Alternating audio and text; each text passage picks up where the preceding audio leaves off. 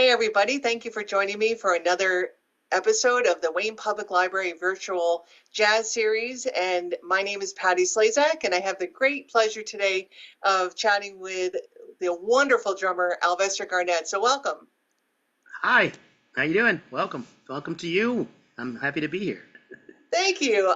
I had the great opportunity to see you perform in 2022, and I've also seen you perform several other times. And I really enjoy your playing, and you were part of our jazz series concert this March at Our Lady of Consolation Church with Don Braden Ensemble, also known as the Braden Bunch. Yeah, I love that was termed. So that's a fun name. Yeah, I love it too. Yeah. that concert is on the library's YouTube page under the jazz concerts playlist. So I'll put notations at the end of this interview so that you as a watcher can follow up on that. But I just gave myself the task, 5 or 6 words of how I would describe your playing, because I am a huge fan of yours. And I get very excited when I see your performances. And these are the words I came up with. I gave myself 10 seconds to do this: effervescent, joy, positivity, fun, complicated, and exciting. And those are just right off the top of my head. There's something about your playing that I connect to very much. And I just sit there with this big grin in my face when I see you play. And it is really an exciting thing. So I'm so happy you're here.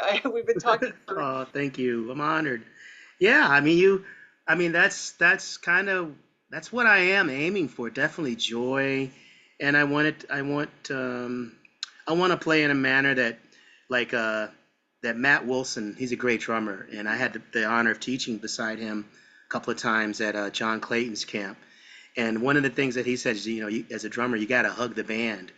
And so that's one of the things I try to do is hug the band, hug the audience, and I think also my experience coming from a choral background, like I started with chorus. Piano was my first instrument. I did chorus all the way from like kindergarten all the way through majoring in percussion even at VCU. I was always in chorus, and so I like the drums to be, exciting but relatable in a singing kind of way. Like I try to come from that singing kind of background. Even how I tune my drums, I try to tune the drums in pitches that I can sing or within the range of my own voice. It's very interesting that you mentioned that, because when I interviewed Bill Crow, he was talking about the drummer he was working with, and unfortunately, the name is escaping me, but talking Mhm. about tuning the drum heads to a certain degree, where I think a lot of lay people don't realize that you have that ability to change the tones on your drum heads, and I find that Yes. fascinating. Yeah. Yeah. I mean, it's like your sound, and this is something that Lewis Nash taught me, is that your sound is your most important thing.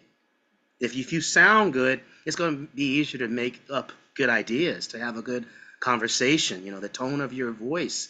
If you had a really grating voice, it'd be hard to be like, "Ooh, I can't stand that person's voice." It's like, and not to say that everyone has to have the same quality of voice, but there's a beauty in tuning the drums so that they feel good, they sound good, they mix in with the band, they mix in with the room. Those are different things I like to take into consideration. And your pitches are important, I feel, because there's sometimes like I tend to like certain tunings, like I like fourths and fifths, because and I always love to give credit to people that have taught me things just in conversation. Saul Rubin, a wonderful guitarist noticed that I had tuned my drums like the toms into fourths. And he said, "Oh yeah, that's like tuning the guitar or tuning the violin. The string family tends to tune in fourths and fifths because those are perfect intervals. And that makes the drums resonate more. It makes them just sing. It makes them sound huge, and it's because of them being together. So like one drum alone is one sound, but then when you put a perfect fourth or perfect fifth next to that same drum, it makes it sound that much more glorious. Because I think the drums are glorious to begin with, but then when you put that sound together, it sounds that much more fun. It just sounds much more invigorating. It resonates. You can feel it go through your body. I tend to hear that fourths and fifths tuning in, like someone like Art Blakey's sound. And then you can go away from that when you want to get to like a tighter sound when you don't want to resonate so much. Like only recently did I realize that Tony Williams had tuned his drums, like his toms to a second, like, which is really wild. I was like, wow, but a second kind of functions like a subdominant kind of function in that way. But it was just fascinating. I thought to myself, wow, like he was playing at Lincoln Center. This is on Four and More. I'm speaking of the album Four and More, and his drums are cranked so high pitched. But that space is like the first space I ever played in New York. It was Avery Fisher Hall and Alice Tully Hall. I forget what the names of them are now, but both of those halls are really resonant, and I suspect that Tony tuned his drums really high at that really tight tuning, just a second to get away from some of that extra resonance, because it's just a blooming kind of room. The room is glorious for choral ensembles, for strings, of course, the New York Philharmonic, but for drums, for the American drum set, sometimes it can be kind of blurry sounding in that room if you don't know what you're doing. Like either you have to mute the drums by muffling them, or you crank the pitch high. That's my theory, because his bass drum is cranked so high, his toms are cranked so high, and I think that got his pitch outside of that extra resonance. Like the first time I ever played there was for the Thelonious Monk International Jazz Drums Competition back in like 91 or 92. What an honor that must have been. Oh yeah, it was incredible. That was phenomenal. Jeff Tane Watts was one of the judges. Roy Haynes, Dave Weckl, Jack DeJohnette. It was quite an honor to play for those folks, and that's where Betty Carter first heard me, and then she brought me to New York not too long after that for her Jazz Ed program. I just want to touch on one other thing in your youth. I had noted that you also tap dance, which of course that syncopation is an obvious lead to the drums and such. And that you also were very much involved in drum and bugle corps in Boston. Yeah. I'm a huge drum and bugle corps fan, and I played actually xylophone in marching band. And Oh, cool. so how would you describe the differences between what you need to do as a drummer in a drum and bugle corps versus what you would do in a band of any nature?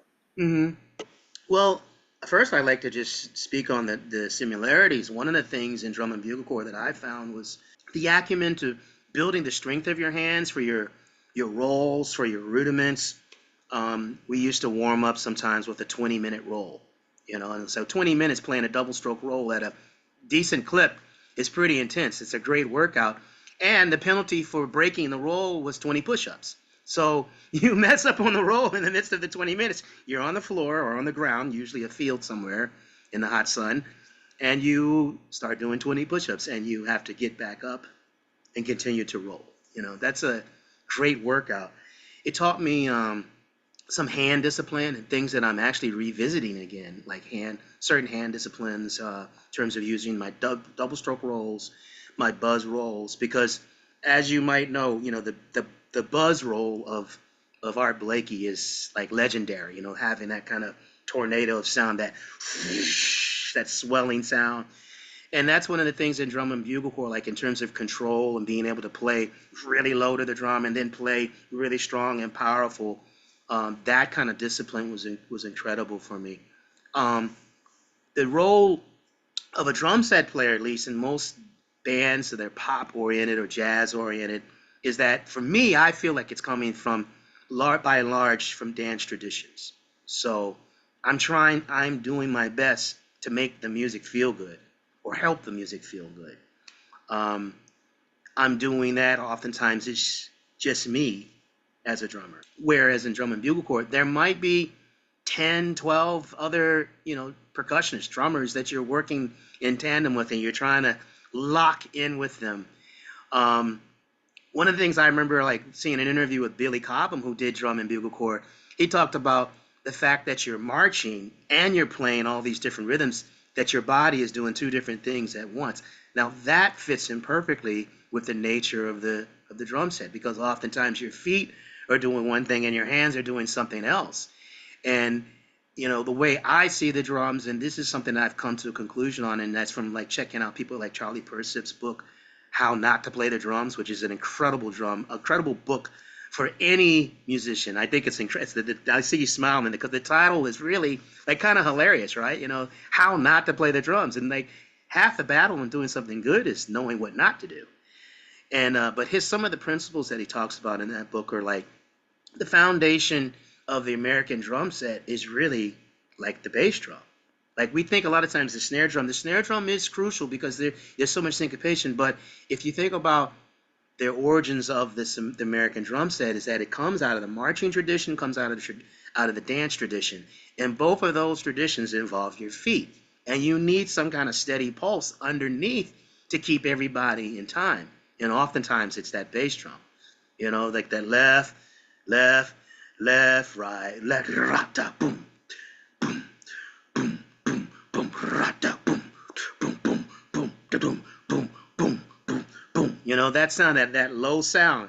Then that's part of the New Orleans second line. Boom, go, go, do, go, go, cha, cha, edo, edo, edo, edo, edo, do, de, boom, boom, boom, boom, boom, boom, boom, boom, boom, boom, boom. That boom, boom, boom is throughout so much American, you know, dance music, whether it be jazz or pop, you know, that foundation to it all.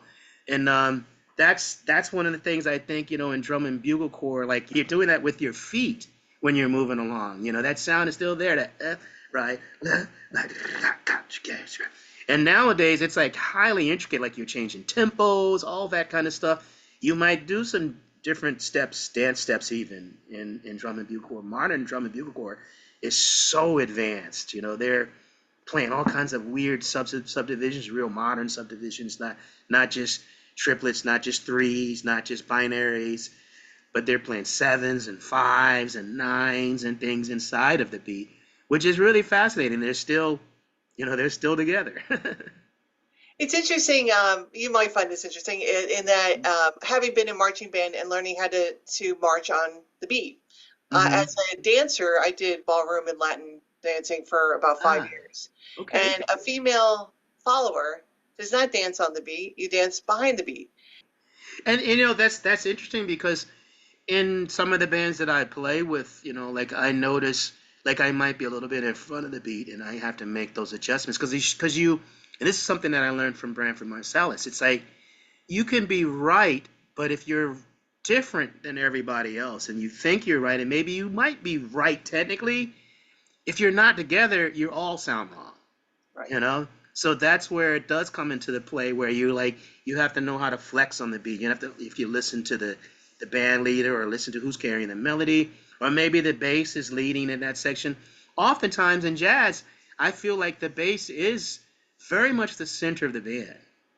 Like I feel like I'm an engine of sorts, but my analogy is like the bass is the wheels on the road. And I've got this from another bassist that I used to work with in Cyrus Chestnut's band. And it's like he would say, you know, the wheels on the road are the bass, and then the engine in the car, it's the drums, you know. And then you have the soloist is sitting in the seat, you know, and they might be turning the wheel here or there, but it's like the engine has to respond. Now it's like those roles in the modern jazz will shift. I think like you know, listening to how, you know, Miles's great, you know, second great quintet with Tony and Ron and Herbie and Wayne, how they ushered in that whole aspect of the music is moving in all these different directions and anybody can lead it there.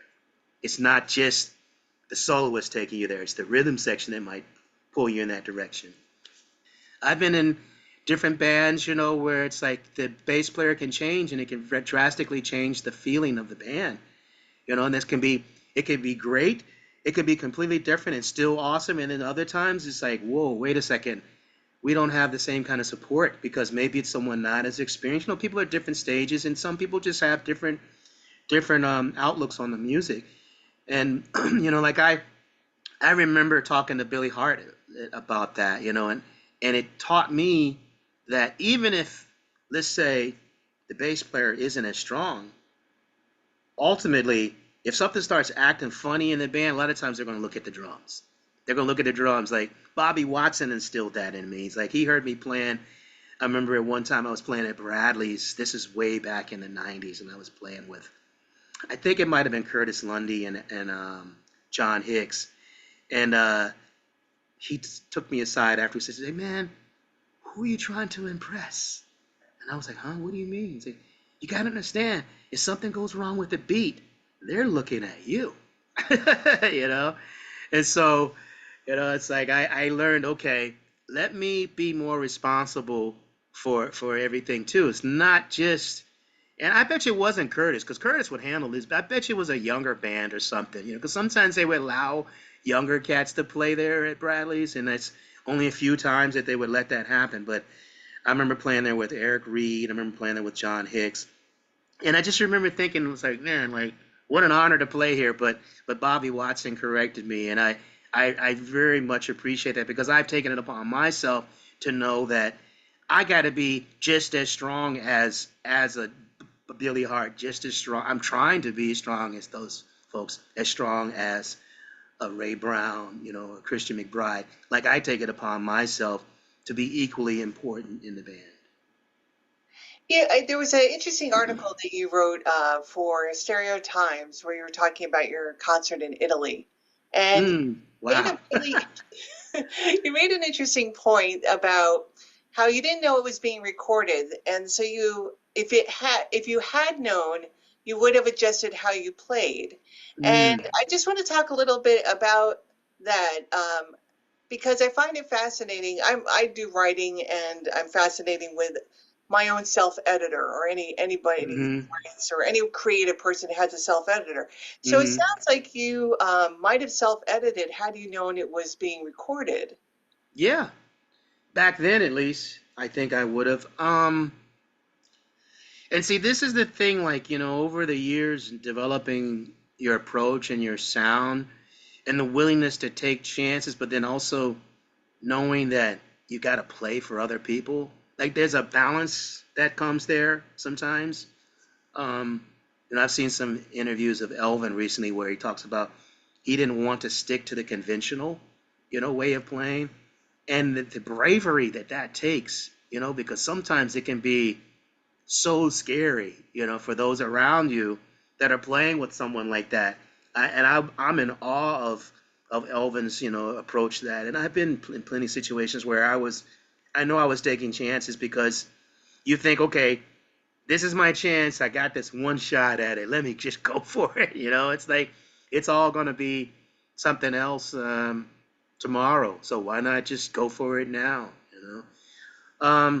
In that case, like the whole self-editing, I think I've gotten to the point now where I definitely have more ideas now that I think like I can work within a framework and I can stretch myself, and it still works. It still feels like I'd be like, I'd hear it maybe if it's recorded, because everything is being recorded nowadays, So I might say, yeah, I mean, it would have, if I had in a studio take, yeah, I probably could have done a little better. But generally, I think I'm fairly okay with what I hear. I mean, there's plenty of times where I listen, like for example, if you ever play Smalls, if you ever play Mesro, like I literally will go and listen to that immediately, and I start to self-critique. I'm like, okay, that worked. This didn't work.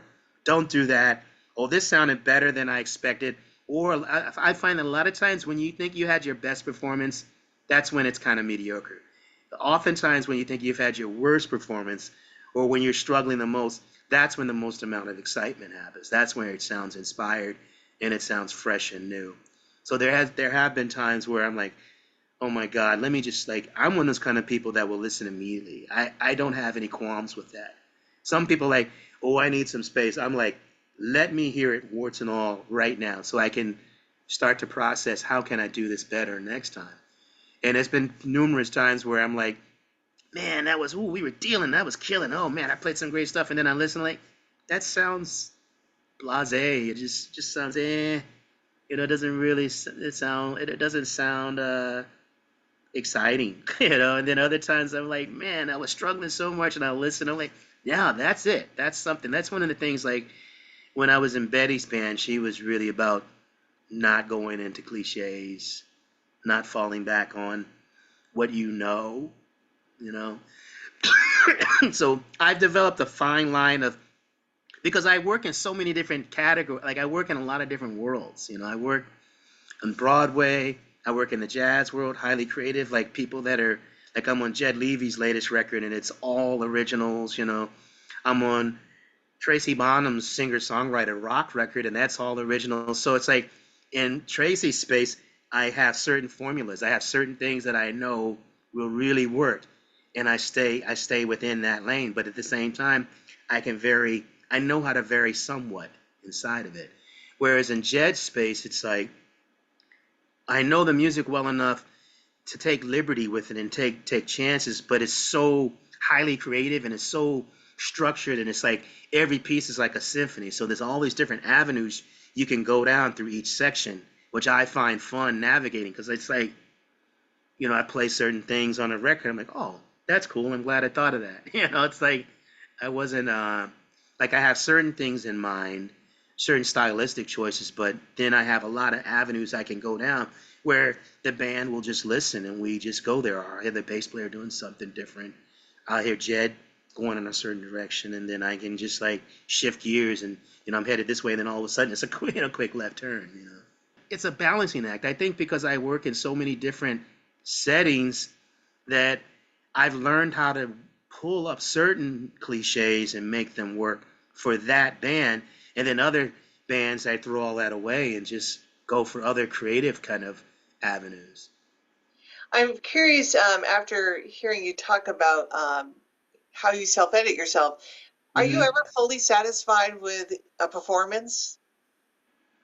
Not real. I mean, like something came up recently. I was listening to "I'll Chase the Blues Away" by Ella Fitzgerald, and I just started. I don't know. I started to like look through my library, and I realized, wait a second. Okay, I recorded this with Regina, and I listened to something that I hadn't heard in 7 years, and I was like, yeah, this sounds pretty good, you know. But I do remember like when it first came out, I was like, that one section, I don't like what I played there. Like I hyper analyze things, you know. But I definitely having more distance makes it more enjoyable. Like I think that's just who I am. Oftentimes, nothing is perfect coming out. Like certain things are better than others, and some things I'm like, okay, that was pretty groovy. But distance definitely it kind of smooths things over, you know, because I just get hypercritical when I'm first listening to it. I've talked about in other interviews where Stephen King has a wonderful book called On Writing, and it's a Mm-hmm. memoir. On the beginning third, the last third, and the middle is 100 pages on how to write. And I've learned more from this book than I did from my 4-year college degree of creative writing. And Mm, basically, he says, take an idea, any idea, kernel of an idea, and just go, just write, write, write, write. And then when you're mm, done writing, put it in a drawer and then take it out in a few months and then revisit it. And mm, that same thing where you need some time. You're producing, you're creating, and then you need to let it sit and kind of mm, marinate or ferment or do what it's going to do, and then you have a fresher look at it. But he always says, do not look immediately at it. mm. That's beautiful. You know, that makes me think. It makes me think of Bill Evans talking about Scott LaFaro. There's an album. I don't know if you've heard that interview. It's a long interview, and he talks about Scott LaFaro, and he says that.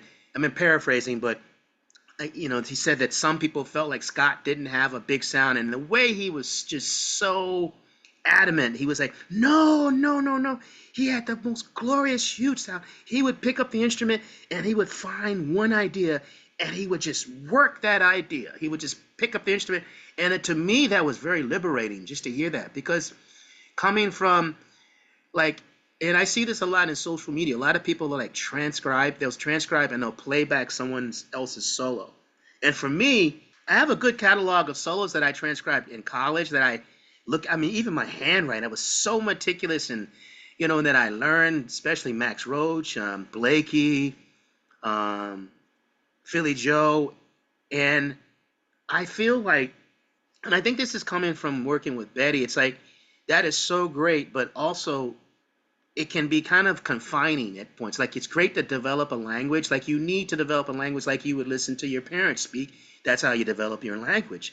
And you develop a musical language. But sometimes it gets to the point where it's like people they listen to you and they want to hear someone else's thing to validate your playing, almost, you know. And I thought that, wow, it's like listening to Bill Evans talk about Scott LaFaro and how he would take one idea and pick it apart and then vary it and develop it into, he would take a motif and it's like theme and variation. You work on it and you develop your own ideas from that. And it made me think about Bill working with Philly Joe Jones, who's one of our greatest drummers ever. And the fascinating thing is, like, when you listen to Philly Joe Jones, like all those great drummers, they don't sound like anybody else but themselves, And I thought to myself, I wonder if I suspect that's a lot of what Philly Joe did too. I think this is one of the reasons why Bill Evans and so many others love someone like a Philly Joe, where it's like you take a kernel, you take an idea, and you just go. You just work on that idea. You just explore that idea. You have fun with that idea. I mean, this is something that there's a great book that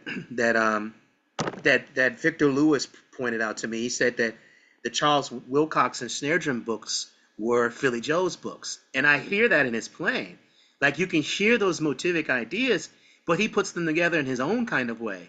He modulates them, or he moves them around the kit. He takes different sound sorts because it's just a snare drum book. It's just for one sound. But then you hear how he orchestrates those ideas on the drum set, and it's just like incredible. I think, to me, that's more liberating. And to me, that's more honest. Really, when you think about it, it's like just taking someone else's ideas and then spitting it out on a bandstand is to me is no longer jazz. That's not in the spirit of jazz. Like when I worked in Abby Lincoln's band, she hated that. She hated to hear you quoting somebody else or copying someone else's stuff. Betty absolutely hated it. I mean, I worked with some really tough singers, so their ideals were like, find your own voice. You got to find your own voice. I mean, so much so that I remember being on a recording session with Abby, and she was livid. There was a young star that was sent to record with her, and I just remember her saying things like, in the booth about, if I wanted such and such, I would, and they were dead. The person that this player was emulating, and she was livid. So that taught me some things about, finding your own voice. I think sometimes it can take longer to find your own voice that way, but it definitely feels more personal. It definitely feels more sincere. Um, there's no, like, I definitely have incorporated some Max, some Elvin, some Philly, definitely a lot of Higgins. I mean, if people know enough about those styles, they'll hear that in my playing, but I try to put them together in my own way. You're referring more also to like note for note or word for word or copying as Mm-hmm. opposed to sampling. Because I Mm-hmm. find when musicians throw in those 5 bars or 3 bars, I listened recently to Dizzy Gillespie and Charlie Parker. Just Mm-hmm. they're just going to town. I mean, they're just trying to like one up each other in these Uh-huh. these different songs and just putting in little snippets of different songs, and you could hear them laugh, like musically Mm-hmm. laughing by doing that. So what you're referring to isn't sampling or paying homage. You're talking about copying. Yeah, exactly. I mean, if you listen to Miles's rhythm section, like a lot of bebop rhythm section playing owes so much to Dizzy Gillespie's orchestra. There's so much in those orchestrations that transferred over into some of our favorite rhythm sections. I mean, Miles's two bass hit is like a distillation of, John Lewis's, and, did that arrangement for the Dizzy Gillespie big band. That's been distilled down into that arrangement. You hear Train quoting, like, Dizzy solo, you know. So definitely quoting is part of it. I think that shows that becomes an homage. It shows acknowledgement, And shows respect. knowledge. It shows a lot of respect Right, too. yeah. So it's a fun launching pad too. But but it at the most it's like these quotes, there's these little snippets, these homages. It's different when it goes to the point where, like, you're just living inside of someone else's space only. That, to me, it's not as sincere. It's just someone that's like doing the good fight to find their own sound. So let's talk about the fact that you are an enthusiastic educator and Hmm. a well-loved one as well. And So how do you, as a teacher, now your involvement is for many years is with Jazz House Kids in Montclair, which Mm-hmm. is a fantastic school. How do you Mm-hmm. teach the students then? Um, you're teaching them that foundation. They need to know the foundation, which is what you speak, and Mm-hmm. use it as a springboard to then develop their own styles or to use it to explore. How do Mm-hmm. you teach that? And the second part of that question is, how do you teach that balance between what we were talking about before, that self-editing versus playing with the band versus staying Mm. in your lane? So there's a multi-part question there for you. Yeah, that's great. No, it's great, and it makes me think of so many different things. One of the things that I've found, and I've learned this over the years, is that, and this is from thinking back how when I studied with Max Roach, how there wasn't any paper. It was just about what talking was about ideas, and I remember him demonstrating. I remember him playing and watching him, and yes, I would learn from that. I would copy that. Um, when I studied West African dance in college, because I took classes for that. I studied Tai Chi, I studied different movement classes, and eventually the instructor for the West African dance class had her own West African dance ensemble. She found out I was a drummer, so I got enlisted to basically play for that ensemble. And I remember how much we learned. Didn't involve paper. It involved sound. It involved playing, like someone would play the rhythm and then you would copy that rhythm. And so one of the things I've learned over the years in teaching, um, particularly this relates to like drum technique class, like teaching at NJ teaching at Jazz House Kids, um, even teaching at Montclair State, and is that playing for them first or establishing a rhythm and let them play together. And it's really essentially like the way you would do in a lot of non-Western cultures or just folk cultures. I mean, just folk cultures around the world, folk music oftentimes is learned by someone playing, an older person playing and a younger person sits beside them. And you keep playing and they join in with you. And you might help them, guide them a bit, but you get the groove going. For drums, especially in jazz, it's like the main thing I find is keeping time. So I'll establish some kind of rhythm, and it might have some kind of like slightly tricky syncopation or a harder syncopation, depending on the level of the class or where we are in the process.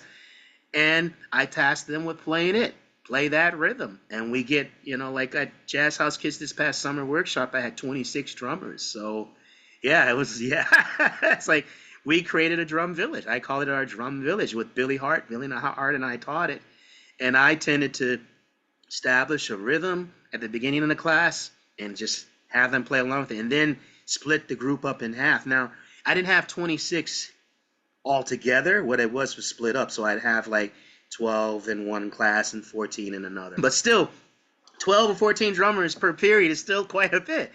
And it taught me, I've learned that, especially young minds, and I think this way too, it's like a lot of talking gets boring to me. My mind starts to just wander, and I can see it on the kids' faces when you start handing out sheets and now their eyes are looking at something, they're trying to figure out something new, and their eyes, they're dealing with this, and they're trying to deal with this, and they're trying to deal with the feet, and they're trying to deal with the ears. It's sometimes it's too much to manage. So I mean, most of the time, really, what I do is just get them playing. It's playing something simple, and then you vary one part. One little note can be just enough to push them into like a little bit of space of discomfort. Like I tell my students, you got to get comfortable with the uncomfortable. And this is something that Ellis Marcellus told me.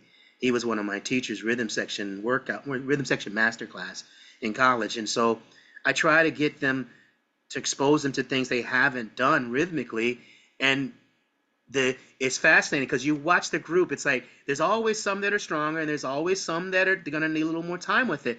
And the stronger ones will establish it, and the younger ones or the less experienced ones, they can just watch the stronger ones, and eventually they fall into place. And I can walk around the room, I can adjust things, like, because sometimes it might be the sticking is a little off, or they're hearing something, or they're missing something in one limb, and I can demonstrate, wow, there's this continuous rhythm going on, and it starts to seep into people. And then it helps them to establish better time. Usually it's just like hand claps in church. You usually come to some kind of consensus and it just sits there. It gets into a pocket naturally. It's just like the way people work together. I think there's a beauty in that. You know, it's fun for me. It's in watching them come together, and then it's all like, it's like, wow, all 12 of them are playing the same rhythm. Then I'll have the other half of the class like lay out, and so 6 are laying out, and I create another rhythm, a counter rhythm to play, and that to me is so much fun because then it sounds like it's a little orchestra. You know, it's like spagon do do do ba shago do da da da da ba. You know, that kind, while they're swinging. So this is like a rhythm they might be playing in their left hand, and then you can orchestrate bagon do ba da boom da boom be da. You know, you can move it all around the instrument. You can take the same rhythm. It gets them to start thinking creative. I'm like, wow, we're playing the same rhythm, but now we're just playing on 2 different drums. Now we're going to play the same rhythm on 3 different drums. Now we're going to play the same rhythm on 3 drums and 1, you know, and in the foot too, you know. So it's like that kind of exploration. I think it's like, I like kids to find consensus together and then inspire their curiosity and creativity.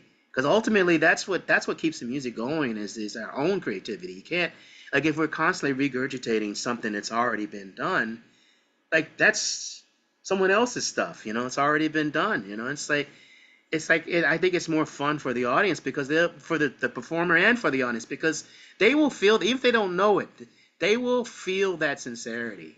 You know.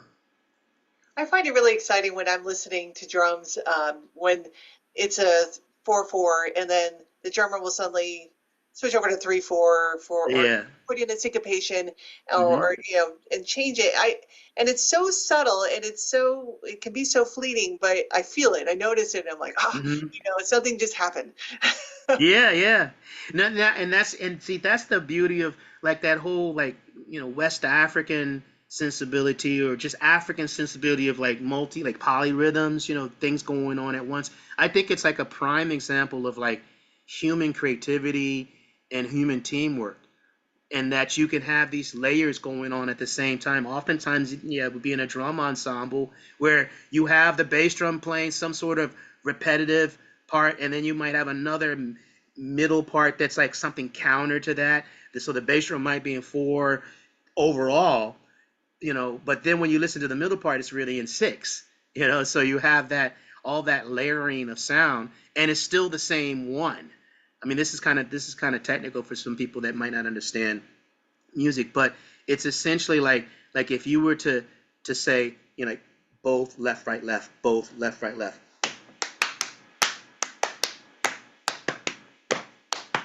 1 2 1 2 1 2 3 1 2 3 1 2 1 both.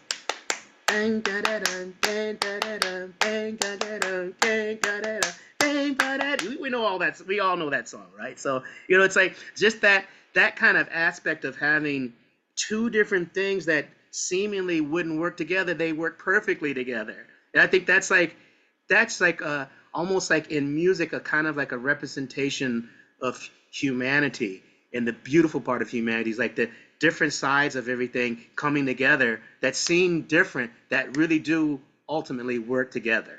You know, and that is so much fun, and it's also it's a large principle of like a lot of African music. You hear that in Elvin Jones's playing. I don't know if you've ever seen this video where they take that same rhythm and you just speed it up faster and faster till it becomes a pitch. Have I you ever haven't seen seen that? that. No. Yeah, and the end result is a fourth. Wow. Oh, And that's and amazing. yeah, it creates four. Like, yeah, I think it's fourths or is it fourth or I have to look at it again. But it was Stephon Harris that hit me to it. It literally starts off with 3 against 2 or 6 against 4, and it just speeds it up. Anytime you get any rhythm going fast enough, it'll get to such a high frequency that it just becomes a pitch. And those 2 sounds at that relationship mathematically of a 2 to 3 is a fourth in terms of interval. Like there's something that's so perfect about that rhythm. That's really incredible. And if you think about it, you know, there's an album called Reaching Forth by, you know, McCoy Tyner with Elvin Jones on it. And Elvin was an incredible proponent of those polyrhythms, that's 6 against the 4. And then meanwhile, McCoy Tyner played those rhythms, and he dealt a lot with the fourths in his comping voices. It's something spiritual and perfect mathematically about that's really fascinating when you get to that higher level of, I guess, like musical and spiritual consciousness. That's really cool. So you've inspired me to ask a question that, with your dance background and how it incorporates the use of different limbs and different appendages at different times, do you think drummers would benefit from taking dance to enhance their drumming? Absolutely. Yes, indeed. Any kind of movement class, because we are using all our limbs. Absolutely.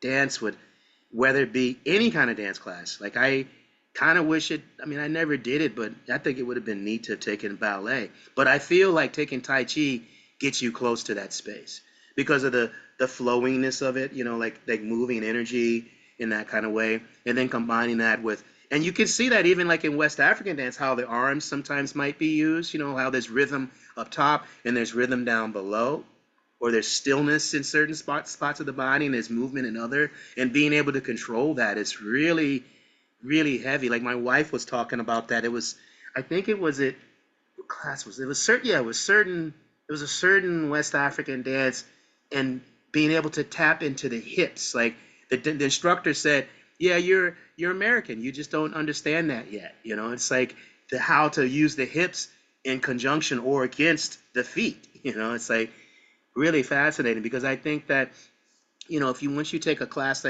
like I studied, one of the dances I studied was Manjani, and some of the footwork was, it was this rhythm, da da da da da da da da da da da da. That's the time step in Manjani, but it's coming off of the one. But when right away I realized, well, that's the swing ride pattern. It's just over one beat. Spang-a-lang, spang-a-lang, spang-a-lang. And I was like, wow, like it made me think about like the history of this country, and like with slavery and Congo Square, and how cultures were brought together. It's only a hypothesis of mine, but I wasn't there, but like you can see how all these different rhythms were brought here from different cultures and then forced to be together. And it makes me wonder if some of these rhythms just literally shifted over by one beat. You think about it, it's like, and even that rhythm at the core of it, like I tend to think in threes, and so the swing rhythm is just bang a bang it, like ba ba da. That's 3 impulses, da da da da da da. That, where is that? Where is that? It could be on either side of the beat. You could even it out, and it'd be da da da da da da da da da, gang gang gang, gang gang gang. That's the time step in salsa for oftentimes, right? And sometimes that becomes a big debate. Which side of the beat do you put it on, right? I know there's different schools of thought for that.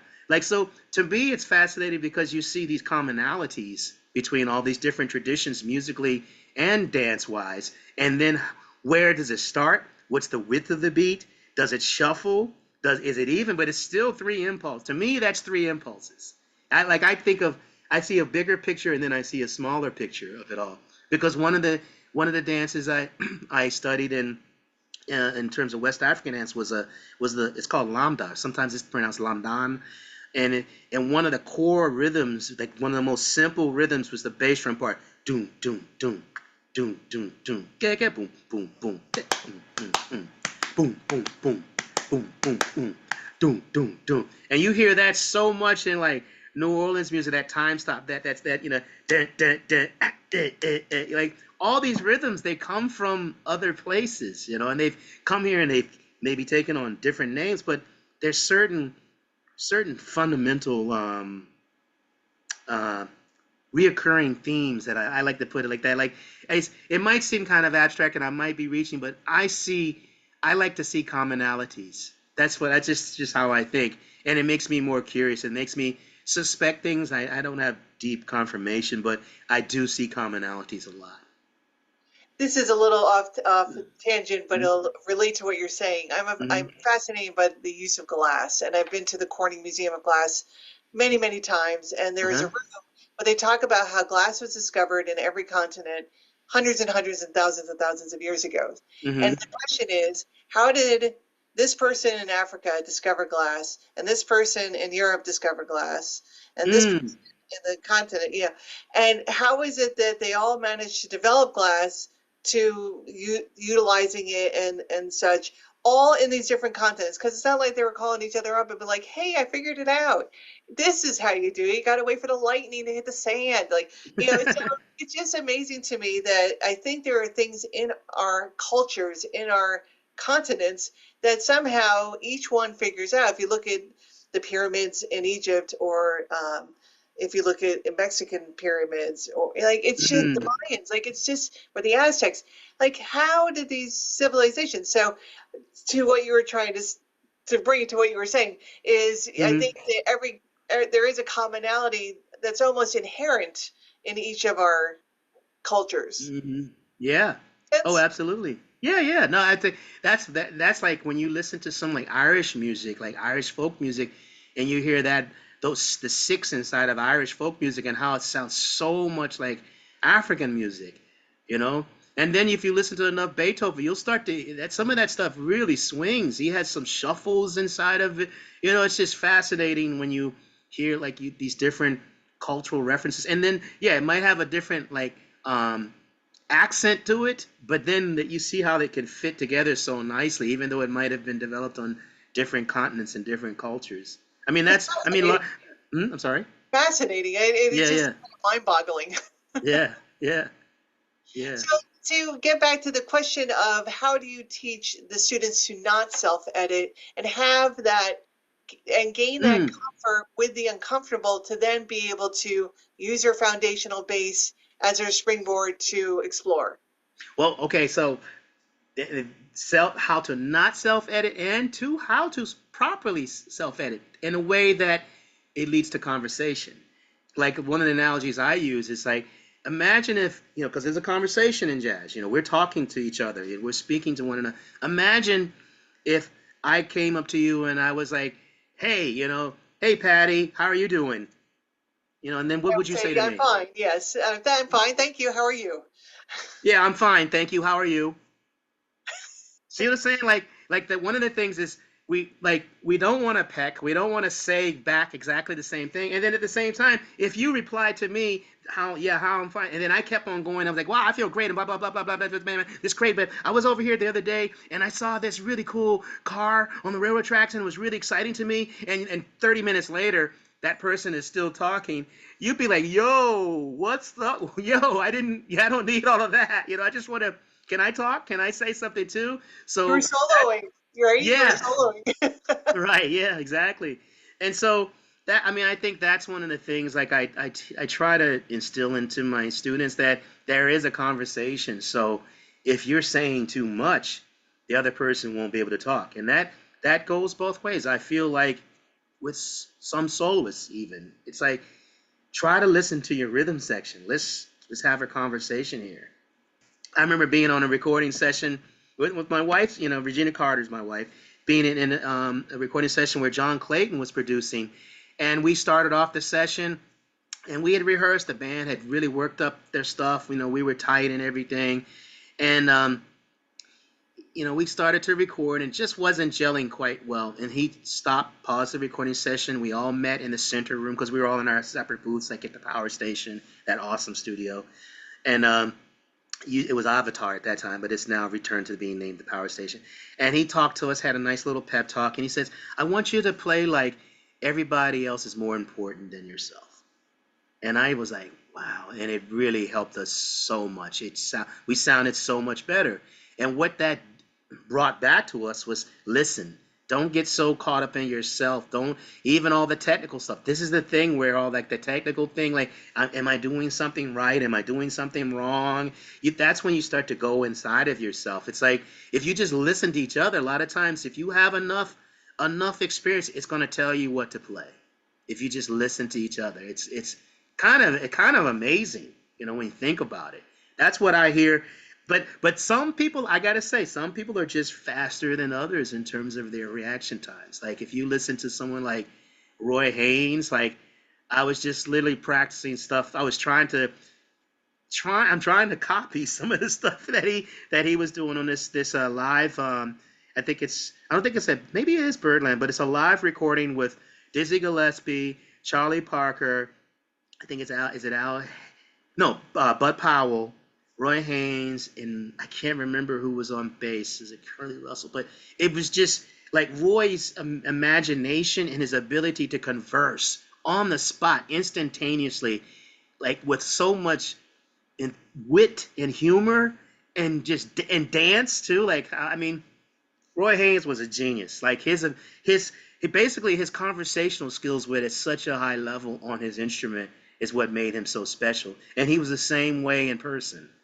Like he was so well read and studied, and like Roy Haynes knew all the lyrics. Like his mind functioned. You could hear the elevated way his mind functioned, the way his musical mind functioned, and his musical spirit functioned.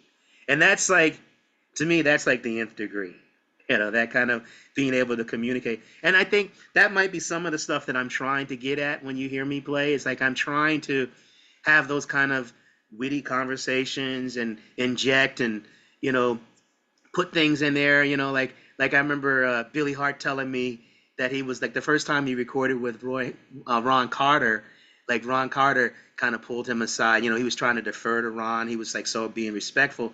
And Ron said something really heavy. He says, Billy, I don't seem to hear your opinion. And I was like, wow, that's like really like, that's so beautiful that like, and it totally opened up Billy. It's like, when you put it on those human kind of levels, that kind of like opinion, you gotta have, how do you know someone's opinion? They have to speak. They have to say something. They have to converse. Once again, it comes back to like language. It comes back to talking to one another. And that's what I mean, I absolutely love Higgins, Roy Haynes, Philly Joe, Blakey, Max, all those incredible musicians had opinions, I heard Terry Lynn Carrington playing up at Smoke, and I was sitting right beside the drums over in that little corner, and I was like, man, she's got so much opinion, she's got so much that she can say, and she's making it all work as an undercurrent. And then so at the points it's like, here I am, and then I'm down here, I'm still bubbling. Oh, here I am. It's like that's one of the things that I think, someone like Roy and Max, they ushered that kind of sensibility into playing. Papa Joe too, really Papa Joe, really he ushered in a lot of that, because you could hear that in Roy Haynes' playing. Roy Haynes also, he hung a lot with Jimmy Slide. Like I learned this from Savion Glover. I've had the pleasure of working with Savion Glover several times, in like Broadway show Shuffle Along, in the City Center Encore's presentation of Pal Joey when we did that, so working in workshops with him and seeing his mentality on it, and then how he played a lot with Roy Haynes, so I'm getting the dancer's perspective of one of my heroes, and he said that, yeah, he hung a lot with Jimmy Slide, the great tap dancer. And if you look at videos of Jimmy Slide, you can see he clearly knows how to converse with the band. He definitely has an opinion. It is fascinating to watch tap dancers, especially using their syncopation to make their opinions heard, so to speak. Mm-hmm. It really is exciting to watch. I do want to talk a little bit about your Broadway career, because it's a large part of what you're doing. You were in After Midnight, and then Shuffle Along, as you mentioned, and then recently, and I believe you're still part of Gypsy, correct? Yes, Gypsy just closed 2 Sundays ago. We just closed. That was an incredible experience. Yeah. With Audra McDonald in the lead. Yes, Audra McDonald and George C. Wolfe again. Those are the same two that were, lead actress and director on Shuffle Along. That's why I signed up. I literally had to move around a lot of stuff to make that happen. But when I got the call for that, I was like, oh my gosh, I got to do this. Because it was, to me, it's legendary. What was created, what was brought to the public is legendary. Audra was just incredible. Her sense of her timing, her rhythm, her swing, her dedication to the role, her creativity with the role, her thoughtfulness. Culturally speaking, the first Black Gypsy, the first Black, Rose, or Mama Rose, as a lot of people call her. You know, it was a largely black cast. It was being done with a different perspective, and that's what I tried to bring to the drum book. I tried to bring an authenticity of that time period of the 20s and 30s to the drum book. So I definitely made some changes to it. First show, I was part of, Jazz and Lincoln Center All Stars. That was a band that was, the musical direction was Wynton Marsalis.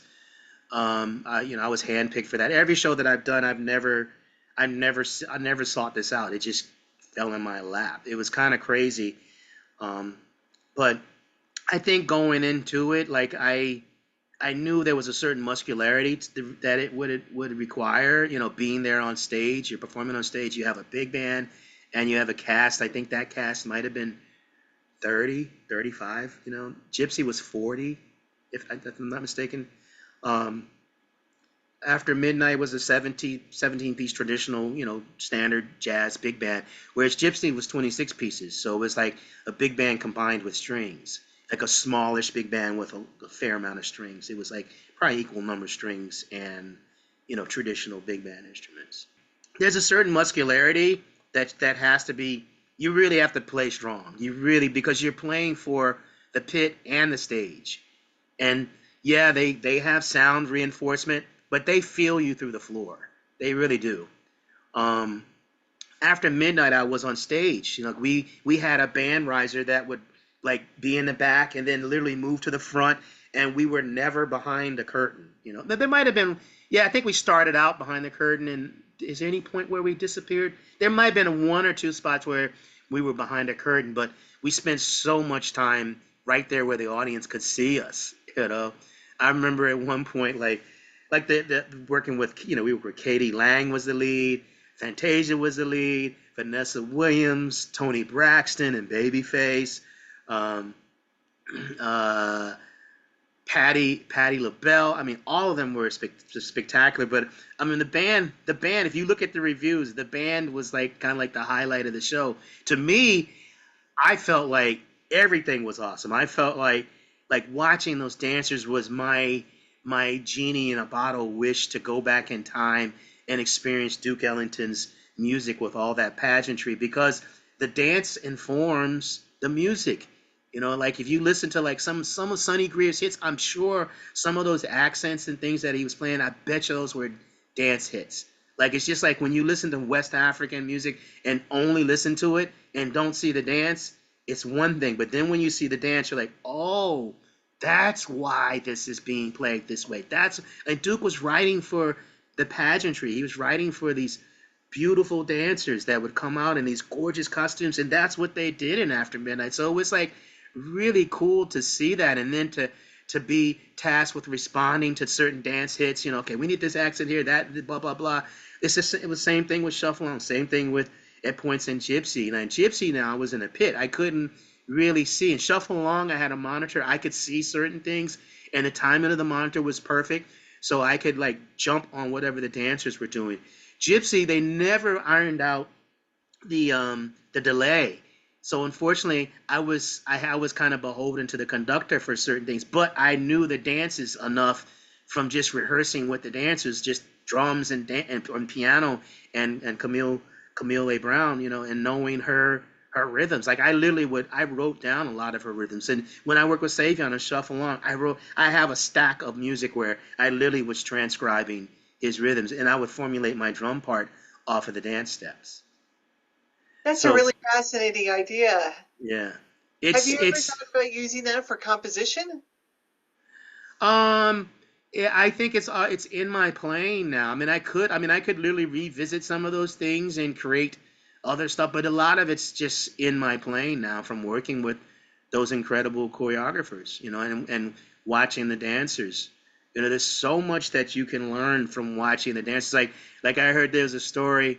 I don't know if it was Savion that told me, but there's a story where Jimmy Slide it was Jed Levy was telling me the story about Jimmy Slide sitting in with a band, and after playing a little bit, he told the drummer, he said something to, I'm paraphrasing, but basically like, just pay attention to me, you'll learn something.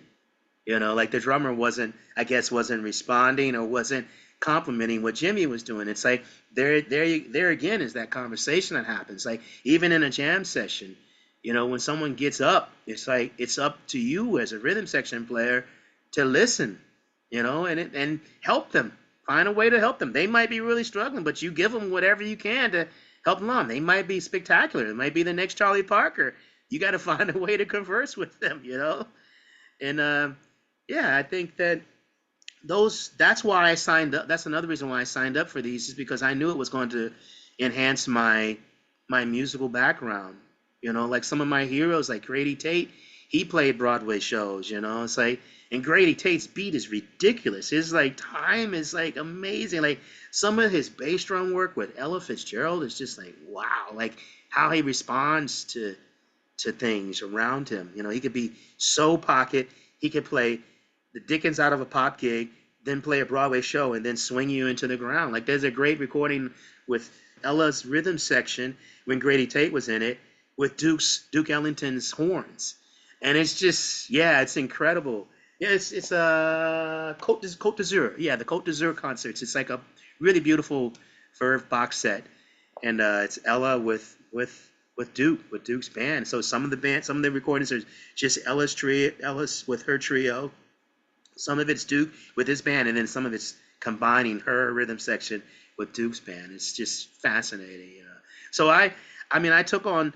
I feel like some jazz musicians will say, "Oh my God, how do you play Broadway? How do you do the same thing over and over again? 8 shows a week." Yeah, that can be tough. But for me, even in that world, and the dancers that I work with, they'll say, "Oh wow, I heard you do this little thing different here or that. Oh, I heard that," or something like that. Every time I played, it was always different, and I have enough skill, I think, and acumen to understand that world and work within the framework of the structure of the music that I can still vary it, and people would be happy. Because a lot of the shows that I've done have that jazz sensibility. I never set out to play the show exactly the same way every time. Now there's certain songs maybe or certain sections where I know I will nail this precisely as it's written. Like there's a big dance number where there's like specific accents. Like I know all those accents are crucial. Every symbol beat I have it planned out. Now I might change a color here and there. I might do some fills in between the accents, but all of that is there because I am of service. I'm being of service to those people in the pit, to the conductor, and to the people on stage. They need consistency, but at the same time, I like to inspire them too. Yeah.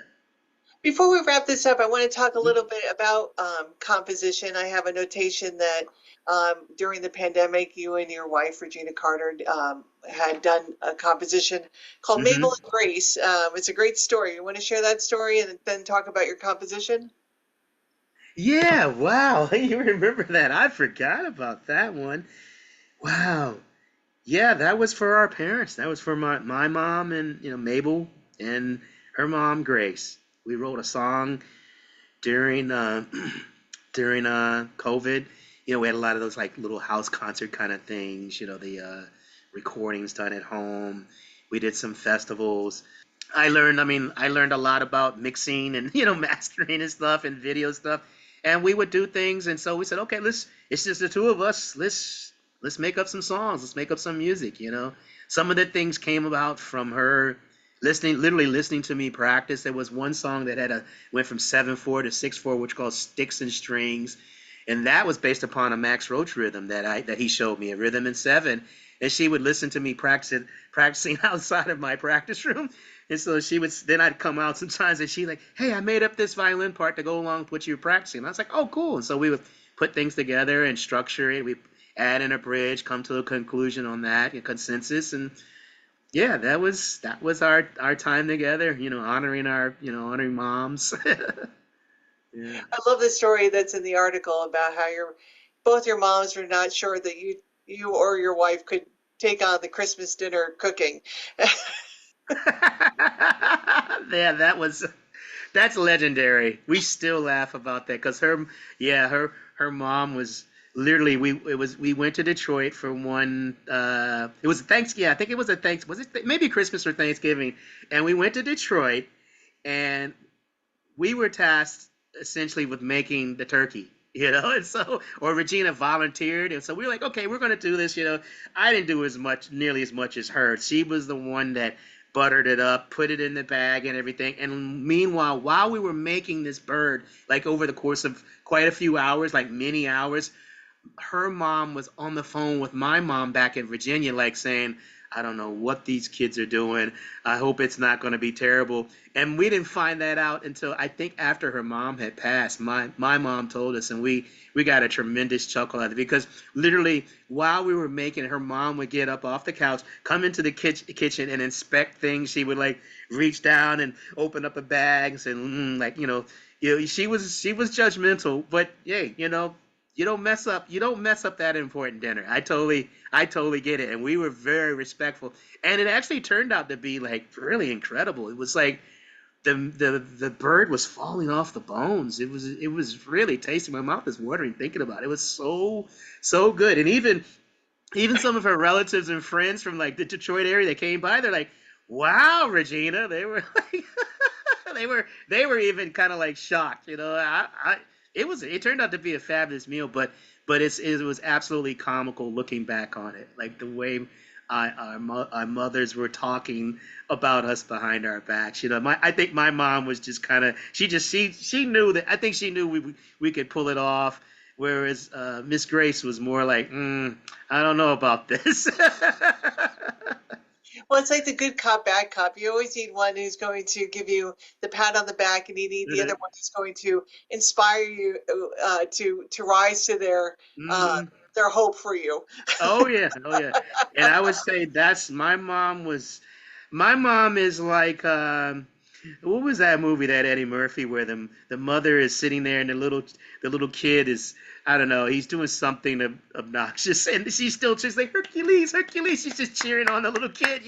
Like that's who my mom was and still is. She's forever that way. Like just, you can do it. I know you're gonna be great. Blah blah blah. And Miss Grace was like, I think she was a very stern, taskmaster, but she definitely celebrated her kids' successes. But at the same time, she let them know, it's like, you're not going to be slacking. You're going to do this the right way. If you're going to set out to do it, you're going to do it right. My mom is very much that way too. But I think that it was my mom, like sometimes to the point where she's like, "Oh, you're going to be wonderful." And I'm like, Mom, it's I'm literally just, I don't know, I'm going to get the mail. Like that kind of thing. Like, that's how my mom is. She's she's such a celebrant. She's like, "Oh yeah, that was great. Yeah, yeah, yeah." And I really appreciate that because I was adopted when I was 6 months old. And so she was always cheering me on, and she pushed me too. There were times where, because I'm kind of inherently shy and not the biggest risk taker on certain things, and she would like when I first started studying drums, even I had the opportunity to play in the marching band. My best friend at the time, his name's T. Morris, I should say one of my best friends. He came and told me about marching band going from middle school to high school, going into my freshman year in high school. And he told me about the marching band, and I turned it down. And so he told my mom, and my mom was like, "Wow, you turned down marching band. What are you going to do with the drums? Are you just going to practice in my living room? That's what you're going to because that's basically what I had been doing, practicing in the living room. And I would get together with my other best friend, Steve Acree, and we would play like rock songs, and so I was like, okay, Mom, I'll go do it. Like she got on me about it. And I went and I was terrified. I just remember thinking like, wow, like, because literally I conducted yesterday for Jazz House Kids, the New York City Fellows Big Band. There's a new program that's the second year running, and this is my second year teaching it, where we handpick 12 New York City Department of Education teachers, and we take them on a retreat. And so and we have them playing music together. We create a big band for them. We create a couple small ensembles. We teach them like different, I hate that word pedagogy, but for lack of better words, that's what it is, like different ways or approaches to teaching like jazz, like teaching drums, teaching the, because like you got people that are tasked with teaching every instrument in the ensemble. So we have people there. We have four of us: Camille Thurman, Nathan Eklund, I was there, and Kaylee O'Doherty. And so we at least we had a saxophonist, flute player, a singer, and all in Camille, a pianist in Kaylee, a trumpet player in Nathan, and an incredible director. He really whipped that big band into shape. And so yesterday they had a performance for their incoming class of new New York City school teachers. This group of 12 performed for like 7,000 school teachers, and I was tasked with conducting them, and I was pretty nervous. It made me think back about, wow, this is my first time. But they also had a student big band. They had a student marching band there, and I was like talking to one of the teachers. I was like, school hasn't started and the marching band is already performing at this event. And I said, yeah, it reminded me of my first marching band experience when I was this scared kid that didn't know how to read. And marching band always would get together before the school year starts. And it literally brought back memories. And I thought to myself, this is my first time conducting this band that Nathan had basically prepared. I was just up there waving my arms and, counting in different sections. I'm not going to profess to be an incredible conductor, but I helped like just organize, things. So I did my part, but it just brought back memories of like that freshness and that newness of being pushed into something that you might not necessarily be comfortable with, but you got to take it, because if you sit back and say no, how are you going to grow?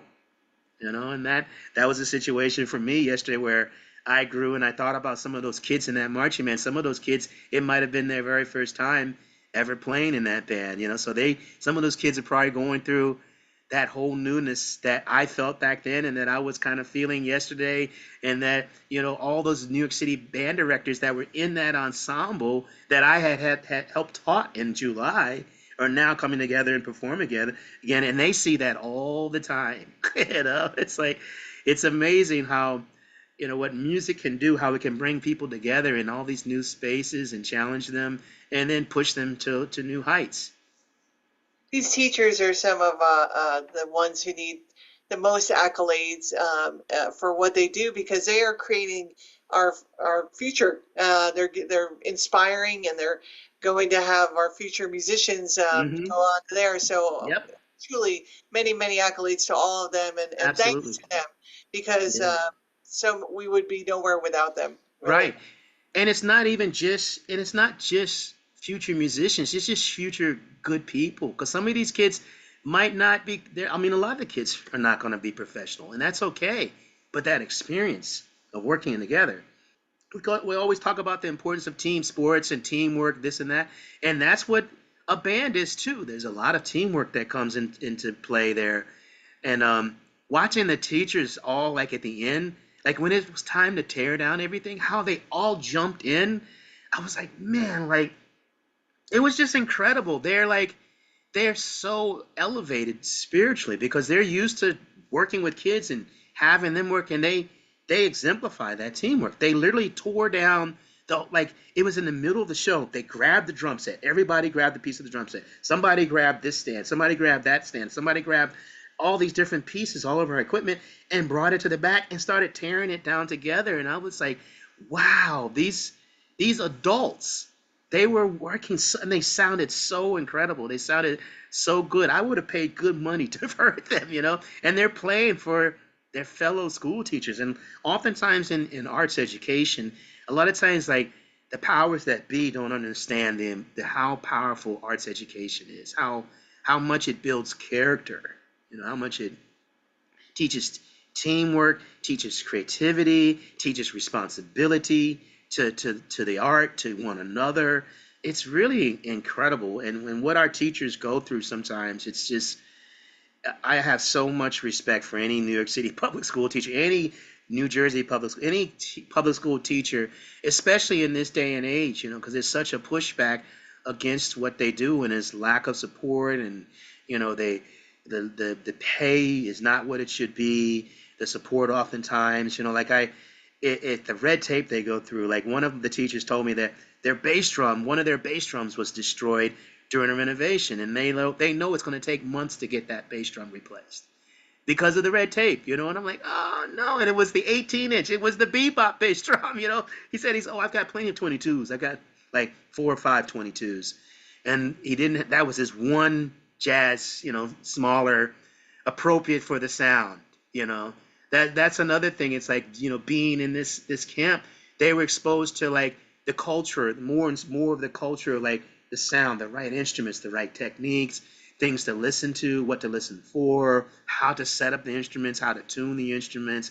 And when I hear you lost your jazz bass drum, no, it breaks my heart. But he's still going to push through. I can see he's still super positive. But those are the kind of things. It's like you want the kids to have the best. These teachers, they want their kids to have the best and have the right, the right thing.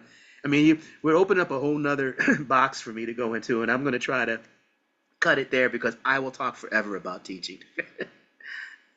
Well, I just want to thank you for taking the time today and for sharing your insights and your stories. And truly, I think you're one of the best drummers out there. I get very excited to see you play, and I'm hoping our paths will cross very soon in the jazz world.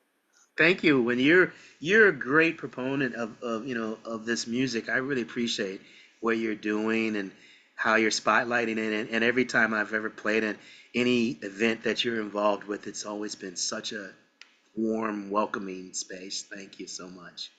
Thank you, and I look forward to seeing you soon and hearing you soon. Okay, thank you, Patty. Take care.